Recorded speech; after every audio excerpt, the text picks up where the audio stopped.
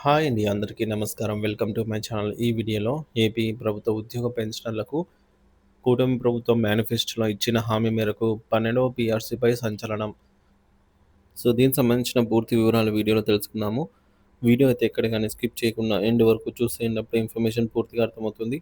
అలాగే వీడియో చూస్తున్న ప్రతి ఒక్కరు వీడియోకైతే లైక్ చేయండి ఫ్రెండ్స్. ఈ వీడియోని తోటి ఉద్యోగ పెన్షన్ మిత్రులతో షేర్ చేయండి. కొత్తగా మన ఛానల్‌ని చూస్తున్నవారు ఇంకా ఎవరైనా సబ్స్క్రైబ్ చేసుకోకుంటే వెంటనే మన ఛానల్‌ని సబ్స్క్రైబ్ చేసుకోండి. దీని ద్వారా నేను చేసే లేటెస్ట్ వీడియోస్ అన్నీ మీ వరకు రీచ్ అవుతాయి. ఇక ఆలస్యం చేయకుండా వివరాల్లోకైతే వెళ్ళిపోదాము. ఫ్రెండ్స్, ఇక విషయానికొచ్చినట్లయితే కాంట్రాక్ట్ ఔట్‌సోర్సింగ్ ఎంప్లాయీ యూనియన్ గౌరవ అధ్యక్షుడు రామ్మూర్తి నాయుడు గారు సోమవారం స్థానిక మున్సిపల్ కార్యాలయ ప్రాంగణంలో జరిగిన సమావేశంలో కీలక డిమాండ్లను ప్రభుత్వం ముందుంచారు. ఆయన ప్రధానంగా 12వ పీఆర్సీని సాధ్యమైనంత త్వరగా ప్రకటించాలని కోరారు. ఎన్నికల మేనిఫెస్టోలో ఇచ్చిన హామీ ప్రకారం కాంట్రాక్ట్ మరియు ఔట్‌సోర్సింగ్ కార్మికులను తక్షణమే పర్మనెంట్ చేయాలని డిమాండ్ చేశారు. ప్రభుత్వం అధికారంలోకి వచ్చి దాదాపు ఏడాది కావస్తున్నప్పటికీ మేనిఫెస్టోలో ప్రకటించిన హామీలను అమలు చేయడంలో ప్రస్తుత ప్రభుత్వం అలసత్వం వహిస్తోందని ఆయన ఆరోపించారు. సిబ్బందికి ఉద్యోగ భద్రత కల్పించి వారిని పర్మనెంట్ చేసే అంశాలపై ప్రభుత్వం దృష్టి సారించకపోవడం దారుణమని అభిప్రాయపడ్డారు. అంగన్వాడీ మరియు ఆశా కార్యకర్తల మాదిరిగానే ఉద్యోగ విరమణ వయస్సు దాటిన ఔట్‌సోర్సింగ్ ఉద్యోగులకు కూడా పదవీ విరమణ వయస్సును 62 సంవత్సరాలకు పెంచాలని రామ్మూర్తి నాయుడు గారు డిమాండ్ చేశారు.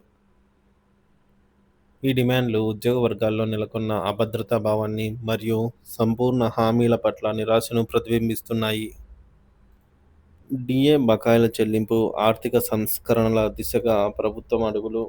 గత ప్రభుత్వ హయాంలో రాష్ట్ర ఖజానా ఖాళీ అయ్యి అప్పులు మరియు చెల్లింపుల బకాయిలు తీవ్రస్థాయికి చేరిన పరిస్థితుల్లో గత ఏడాది జరిగిన ఎన్నికల్లో తెలుగుదేశం కూటమి ప్రభుత్వం విజయం సాధించి అధికార పగ్గాలు చేపట్టింది. అప్పటినుంచి ప్రస్తుత ప్రభుత్వం అధికారంలో ఆర్థిక వ్యవస్థను గాడిలో పెట్టడానికి ఒక్కొక్కటిగా అన్ని అన్నిటినీ సర్దుకుంటూ అడుగులు ముందుకు వేస్తోంది. అభివృద్ధి మరియు సంక్షేమాలకు సమ ప్రాధాన్యతలను ఇస్తూ ప్రజల అభిమానాన్ని చురగొంటోంది. గత ప్రభుత్వ ఉద్యోగుల టీఏ చెల్లింపులను పెద్ద ఎత్తున నిలిపివేయడం వల్ల భారీ బకాయిలు పేరుకుపోయాయి. ఈ బకాయిలు ఇప్పుడు భారీ మొత్తంలో అంటే 33,000 కోట్ల రూపాయల వరకుగా ఉన్నాయని లెక్క తేలాయని AP JAC Amaravati chairman Bopparaju Venkateswarlu తెలిపారు. మరి ఈ భారీ బకాయిలు ఉద్యోగులకు తీవ్ర ఆర్థిక ఇబ్బందులను కలిగించాయి. చంద్రబాబు ప్రభుత్వం దృష్టి మరియు తొలి విడత చెల్లింపు.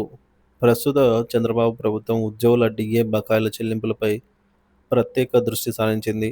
ముఖ్యంగా సిపిఎస్ ఉద్యోగులకు డిఏ బకాయిలను విడతల వారీగా చెల్లించడానికి సిద్ధమైంది. ఇందులో భాగంగా సిపిఎస్ ఉద్యోగులకు తొలి విడత డిఏ బకాయిలను విడుదల చేసింది. తమ ఖాతాల్లో అకస్మాత్తుగా ఈ మొత్తాలు జమ అవ్వడంతో ఉద్యోగులు ఆశ్చర్యంతో పాటు ఆనందాన్ని వ్యక్తం చేస్తూ ఉన్నారు. ఈ చర్యపై ఏపీ సచివాలయ సిపిఎస్ ఉద్యోగుల సంఘం ప్రభుత్వానికి కృతజ్ఞతలు తెలిపింది. తొలి విడతలో సచివాలయ సిపిఎస్ ఉద్యోగులకు డిఏ బకాయిలను ప్రభుత్వం జమ చేసింది. ఈ తొలి విడతలో ఒక్కొక్క ఉద్యోగికి 40,000 నుంచి 70,000 వరకు బకాయిలు అందినట్లు సమాచారం. త్వరలోనే మిగిలిన సిపిఎస్ ఉద్యోగులందరికీ బకాయిలను నగదు రూపంలో చెల్లించేందుకు ప్రభుత్వం ఏర్పాట్లు చేస్తోంది. మరి ఈ బకాయిలను మొత్తం 6 విడతల్లో చెల్లించాలని ప్రభుత్వం నిర్ణయించినట్టు తెలుస్తోంది. గత ప్రభుత్వం మరియు ప్రస్తుత ప్రభుత్వంపై ఉద్యోగుల అభిప్రాయం. గత జగన్ రెడ్డి హయాంలో ఉద్యోగుల రివర్స్ పీఆర్సీ ఇచ్చి డిఏలను తగ్గించడం వల్ల బకాయిలు పెద్ద ఎత్తున పెరిగిపోయిన సంగతి తెలిసిందే. దీనివల్ల ఉద్యోగులు తీవ్ర అసంతృప్తికి లోనయ్యారు.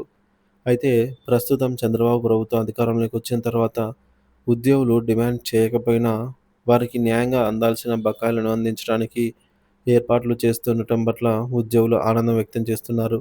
ఇది ప్రభుత్వ పారదర్శకతకు మరియు ఉద్యోగుల సంక్షేమం పట్ల నిబద్ధతకు నిదర్శనమని వారు భావిస్తున్నారు. మొత్తం మీద ప్రభుత్వ ఉద్యోగుల దీర్ఘకాలిక డిమాండ్లు మరియు డిఏ బకాయిల చెల్లింపు వ్యవహారం రాష్ట్ర ప్రభుత్వ ఎజెండాలో కీలక అంశాలుగా మారాయి. ఈ సానుకూల పరిణామాలు ఉద్యోగ వర్గాల్లో విశ్వాసాన్ని పెంచుతాయని అయితే ఆశించవచ్చు.